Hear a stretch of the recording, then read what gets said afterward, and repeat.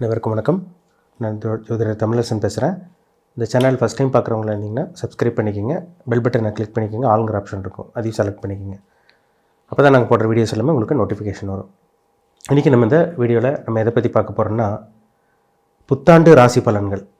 புத்தாண்டு ராசி பலன்கள் 2026 மேஷம் காலப்புருஷ தத்துவப்படி முதல் ராசியான மேஷராசி நேயர்களுக்கு இந்த வருடம் எப்படி இருக்குன்னு பார்க்கலாம். 2026ஆம் ஆண்டு எப்படி இருக்குன்னு நம்ம பார்க்க போகிறோம். மேஷராசி நேயர்களுக்கு பார்த்திங்கன்னா, உங்கள் ராசிக்கு 12ஆம் இடத்துல சனி இருக்கார். விரயஸ்தானத்தில் சனி இருந்து இப்போ விரய சனி போயிட்டுருக்கு. உங்களுக்கு குரு உங்கள் ராசிக்கு இப்போது 3ஆம் இடத்துல குரு இருக்கார். சரிங்களா, 3ஆம் இடத்துல குரு இருக்கார்.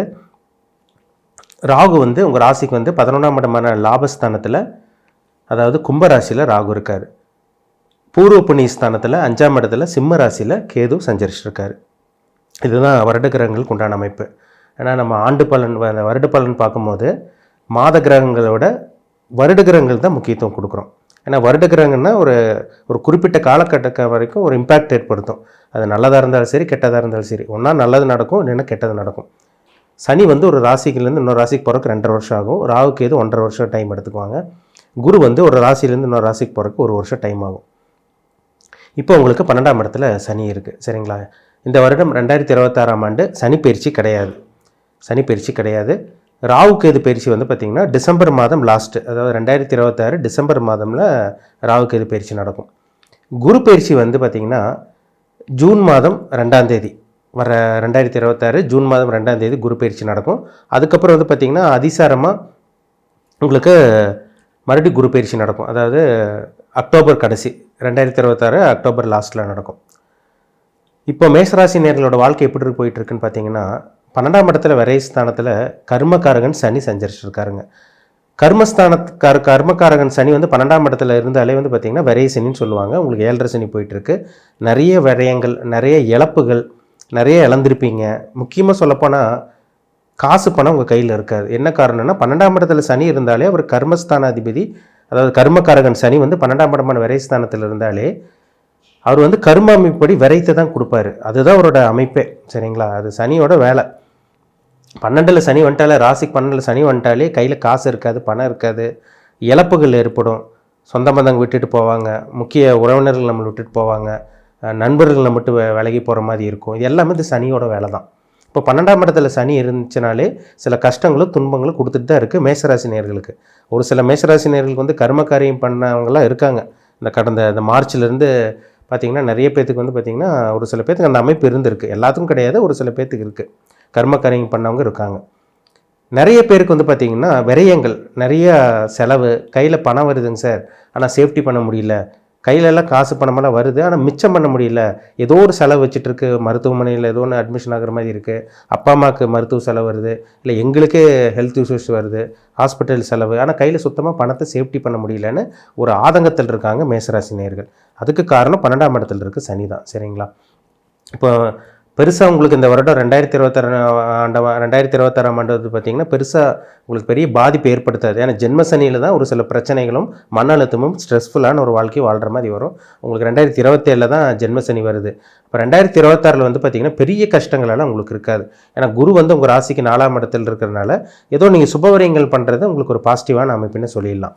4ஆம் இடத்துல குரு வந்துச்சுனாலே நீங்கள் சுபவிரயங்கள், ஒரு வீடு வாங்குறது, இல்லை வீடு மாற்றுறது, லொக்கேஷன் சேஞ்ச் பண்ணுறது, அதே மாதிரி பார்த்திங்கன்னா 2 வீலர் 4 வீலர் வாங்குறது, ஒரு நிலம் வாங்கி போடுறது, ஒரு கடன் வாங்கி வீடு கட்டுறது, இந்த மாதிரி ஏதோ ஒன்று நீங்கள் பண்ணிங்கன்னா கூட இந்த 7.5 சனி பெரிய அளவுக்கு உங்களுக்கு நெகட்டிவ் பண்ணாது. சரிங்களா, கெடுதல் பண்ணாது.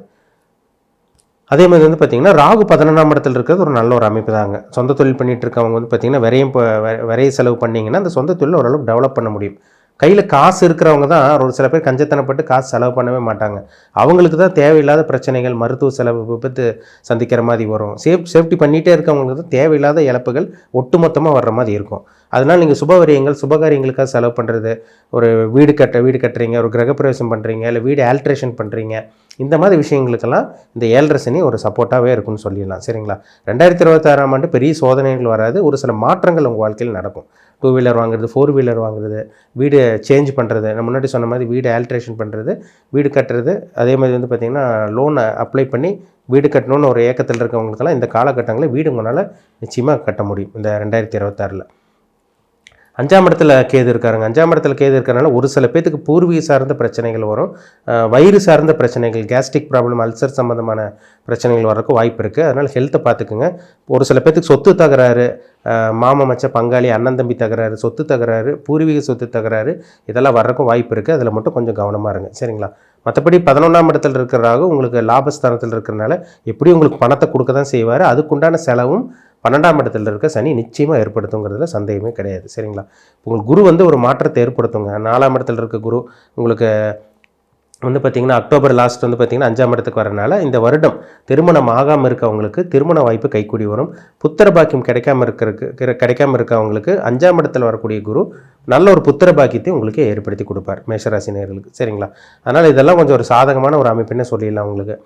அதனால் இந்த காலகட்டங்கள் நல்ல காரியங்களுக்கு, நல்ல விஷயத்துக்காக 2026ஆம் ஆண்டு செலவு பண்ணிங்கன்னா நீங்கள் கண்டிப்பாக அந்த 7.5 சனியில் விரை சனியிலேருந்து ஈஸியாக தப்பிச்சுக்குங்கிறதுல சந்தேகமே கிடையாது. அதனால் நல்ல விஷயத்துக்காக செலவு பண்ணுங்கள். உங்களுக்கு வளர்ச்சிக்கான கடனும், உங்களுக்கு எதிர்பார்த்த கடனும் கண்டிப்பாக இந்த 2026ஆம் ஆண்டு கண்டிப்பாக உங்களுக்கு கிடைக்கும். இதெல்லாமே நம்ம பொதுவாக பார்த்துட்ருக்கோம். உங்கள் பிறப்பு ஜாதகத்தில் என்ன தசாபுத்தி போகுது, நீங்கள் அஸ்வினி நட்சத்திரமா, பரணி நட்சத்திரமா, கார்த்திகை நட்சத்திரமா, உங்கள் வயசு என்ன, உங்கள் ஏஜ் என்ன, இப்போ என்ன ஏஜ் அதாவது ஏஜுக்கு தகுந்த மாதிரி சில தசாபுத்தி கிரகங்களோட தசாபுத்தி போயிட்டுருக்கோம். என்ன கிரகங்களோட தசை, என்ன கிரகங்களோட புத்தி போயிட்டுருக்கு, இனி லைஃப்பில் என்னென்ன மாற்றங்கள் நடக்கும், இது எல்லாமே அவங்கவுங்க தனிப்பட்ட ஜாதகத்தை பார்த்தா தான் நம்ம துல்லியமாக சொல்ல முடியும். ராசி பலன்கிறது பொதுவாக பார்க்குறோம். ஒரு ராசியில் பல லட்சம் பேர், பல கோடி பேர் இருப்பாங்க. எல்லாத்துக்கும் ஒரே மாதிரி நடக்குதா? கண்டிப்பாக கிடையாது. அவங்கவுங்க பிறப்பு ஜாதகத்தில் தகுந்த மாதிரி தசாபுத்தி நடக்கும். என்ன பிளானட்டோட இம்பாக்டில் இருக்கீங்கன்னு பாருங்கள். அது ரொம்ப முக்கியம். உங்கள் பிறப்பு ஜாதகத்தை பார்த்து இனிமேல் என்ன பண்ணலாம், என்ன பண்ணக்கூடாதுன்னு தெளிவாக தெரிஞ்சுக்குங்க. மீண்டும் அடுத்த பதிவில் சந்திக்கும் வரை உங்களிடமிருந்து விடைபெறுவது உங்கள் சோதரர் தமிழரசன். இந்த சேனல் பிடிச்சிருந்தால் உங்கள் நண்பருக்கு ஒரு விளையாட்டு ஷேர் பண்ணுங்கள், லைக் பண்ணுங்கள், சப்ஸ்கிரைப் பண்ணுங்கள், பெல் பட்டனை கிளிக் பண்ணிக்கோங்க, ஆளுங்கிற ஆப்ஷன் இருக்கும், அதையும் செலக்ட் பண்ணிக்கோங்க. அப்போ தான் நாங்கள் போடுற வீடியோஸ் எல்லாமே உங்களுக்கு நோட்டிஃபிகேஷன் வரும். நன்றி, வணக்கம்.